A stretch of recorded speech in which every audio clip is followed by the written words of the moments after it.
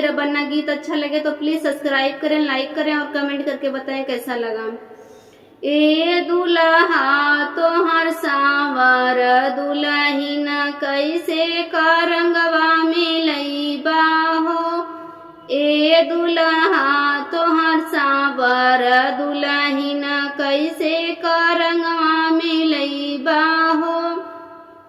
दुल्हा के माथे मौरा सोहे, मौरा में लरिया लगाला हो। ए दुल्हा तोहर सांवर दुल्हिन कैसे का रंगवा में लईबा हो।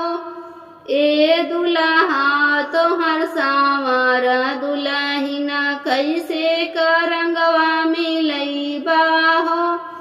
दुल्हा के आंगे सुटवा सोहे, सुटवा में टाई लगाला हो।